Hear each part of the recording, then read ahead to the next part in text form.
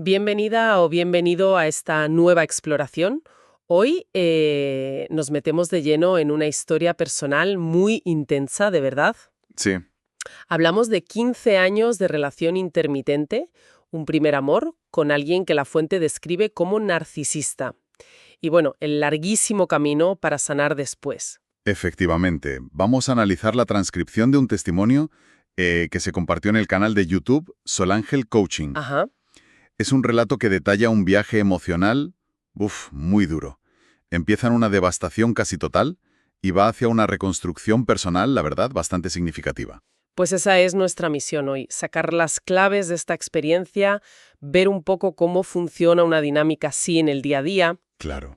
qué impacto emocional deja, que seguro que es profundo, y sobre todo qué pasos se pueden dar, ¿no?, para recuperarse y conocerse mejor a una misma. Vamos a desgranar este testimonio. Vamos a ello. El punto de partida, que nos cuenta la fuente, es un momento crítico, de crisis total. La protagonista, Karina la llaman, se describe llorando sin parar, con una confusión que la bloqueaba, sintiéndose terriblemente sola, desesperada. La imagen es fuerte, ¿eh? Dice que se sentía como ahogándose, sin entender nada, Ya. y necesitando ayuda ya, urgente, porque lo había intentado sola y no podía. Y fíjate, lo que llama mucho la atención, y el testimonio lo subraya, es el contraste brutal entre ese estado interno, ¿no?, de derrumbe total, Sí, y la imagen que proyectaba afuera. Se nos dice que era una profesional con éxito, vivía en Europa, daba una imagen de control, de fortaleza. claro.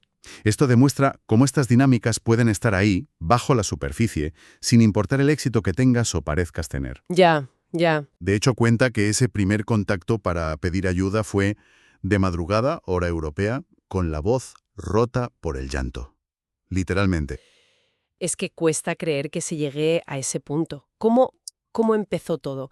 Porque el testimonio dice que al principio esta persona era, bueno, el príncipe azul. El ideal, sí. Alguien que parecía entenderla perfectamente, que la hacía sentir Miss Universo, dice, su fan número uno, alguien con quien ella creía que podía construir un futuro, vamos. Claro, y aquí el relato describe un patrón muy reconocible, lo que se llama el bombardeo de amor, el love bombing. Ah, sí. La fuente sugiere que no es que fuera un monstruo desde el principio, ¿eh?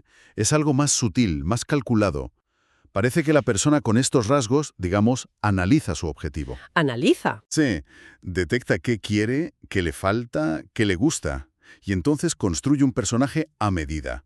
Una fachada perfecta para lo que la otra persona busca. Vaya. Es una idealización inicial muy potente. Un espejismo, vamos, diseñado para seducir y enganchar. Pero esa perfección, ese ideal que describes, el testimonio da a entender si era algo que ella, Karina, buscaba de forma especial. A ver, no entra en un análisis psicológico súper profundo de ella, pero sí se puede inferir, ¿no?, que esa sensación de ser vista, entendida, admirada tan intensamente, pues conectaba con necesidades suyas. Claro, tiene sentido. La fase de love bombing funciona justo por eso, porque da, de forma muy rápida y exagerada, lo que la otra persona anhela o siente que le falta.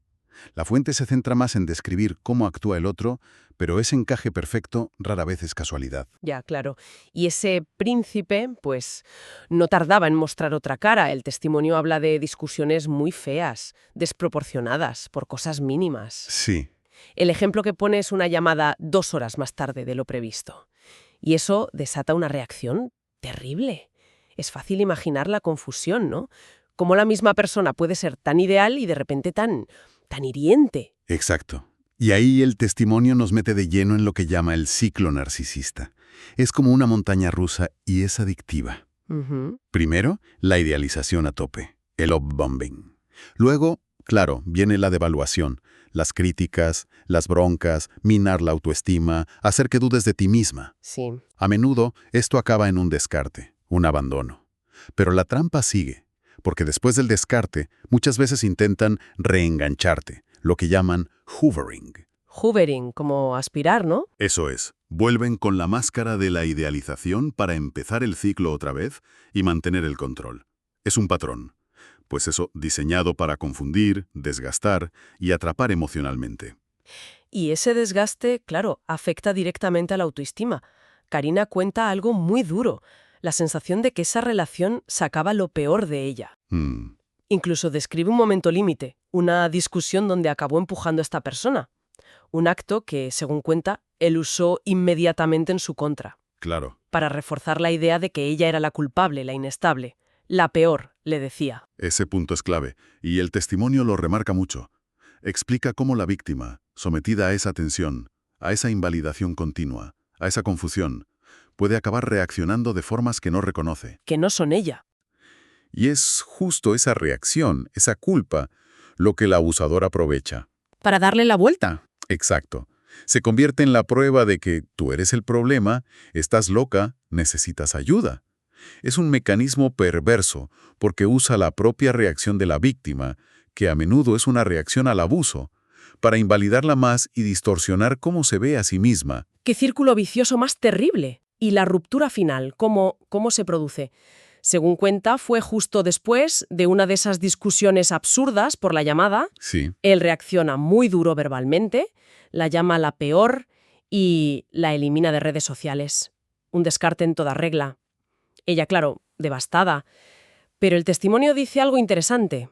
A pesar del dolor, algo en ella empezó a sentir que esa reacción era exagerada, que ella no había hecho nada tan grave. Y aquí hay un matiz muy importante que se menciona. Aunque él da el paso de romper en ese momento, ella no ruega. Ah, no. No.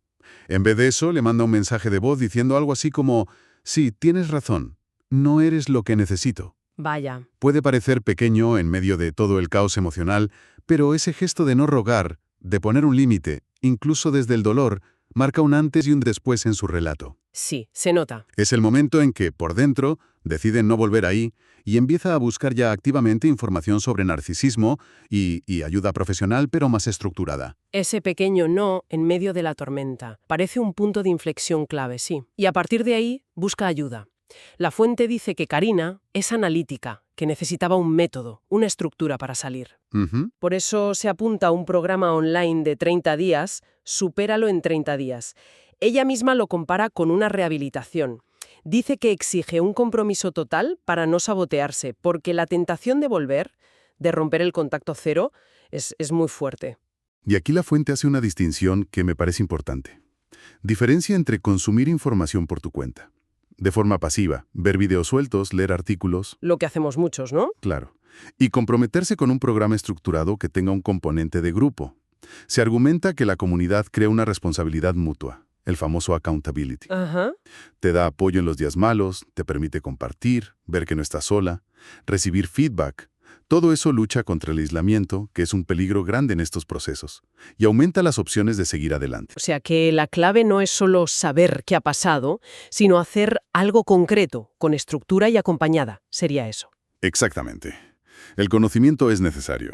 Entender qué ha pasado es fundamental para quitarse la culpa, para ponerle nombre a la experiencia. Claro. Pero el testimonio sugiere que el cambio real, la sanación de verdad, necesita acción, estructura y muy a menudo el apoyo de otros que entienden por lo que estás pasando. No basta con entenderlo con la cabeza. Hay que trabajar activamente para cambiar patrones, internos y externos. ¿Y qué herramientas o aprendizajes concretos saca Karina de ese proceso intensivo? Menciona varios. Sí. Habla de recuperar la paz, algo que ya ni esperaba, de entender el contacto cero, no como algo inmaduro, sino como un muro de protección necesario para ella. Indispensable, sí. Y destaca mucho lo de conseguir el desapego emocional para dejar de consumir veneno a diario, dice ella. Además de eso, de su experiencia se sacan otras claves. Una es asumir la responsabilidad personal. Ojo, no como culpa, No es yo me lo busqué, Vale. sino reconocer qué dinámicas permitiste y tomar el poder para cambiarlas. Yo decido qué permito a partir de ahora. Otra es reconstruir rutinas básicas, de cuidarse, volver a dormir bien, por ejemplo, que se suele perder. Y luego está el trabajo más profundo, el de autoconocimiento. Mirar tus propias heridas emocionales. Menciona la herida de abandono, esa sensación profunda de miedo a ser dejado, que suele venir de la infancia. Eso es hondo. Sí, aprender a gestionar las emociones de otra manera. Conectar con tus necesidades olvidadas, lo que llaman a veces trabajar con la niña interior.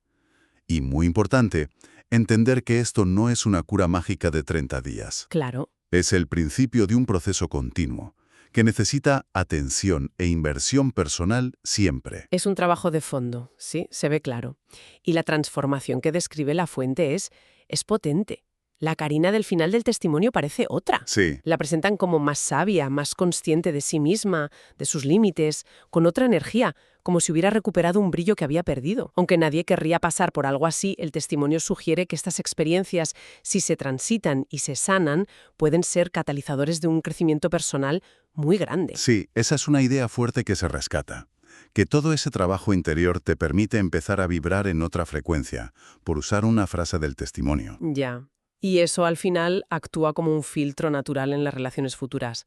Tienes más claro qué quieres, qué no toleras de ninguna manera. ¿Pones límites antes? Exacto. Y construyes nuevas conexiones desde un lugar de más autoestima, más conciencia. Y es interesante porque a pesar de lo duro, el testimonio no cierra la puerta al amor. Ah, ¿no? No, apunta a vivirlo desde una perspectiva más madura, con límites muy claros y un instinto de protegerte a ti misma muy fuerte. Es casi como si la experiencia, por horrible que fuera, obligara a reconstruir desde cero, ¿no? Y eso permitiera construir algo más sólido después. Podría verse así, sí, una reconstrucción forzosa, muy dolorosa, pero que puede llevar a una versión más auténtica y más fuerte de ti misma, si se hace el trabajo que toca. La historia que hemos analizado hoy, a través de este testimonio, nos muestra la cara más insidiosa, más destructiva de ciertas relaciones. Pero también, y esto es importante, refleja la enorme capacidad de recuperación, de sanación que tenemos. La resiliencia, sí. Incluso después de 15 años en una relación así, descrita como tóxica, es posible reconstruirse y transformarse. El camino, como hemos visto, pasa por la autoconciencia, por buscar apoyo adecuado, estructurado, y por un compromiso muy firme con una misma. Y queda resonando fuerte la idea del autoconocimiento como base de todo.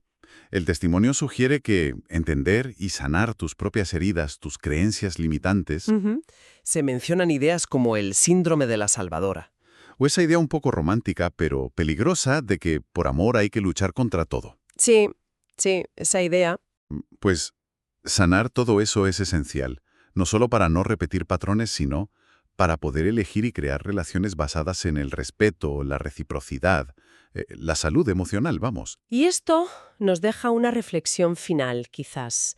¿Hasta qué punto ese trabajo profundo, el que hacemos en nuestras propias vulnerabilidades, en nuestros patrones, en esas heridas que a veces ni sabemos que están ahí, es la verdadera llave?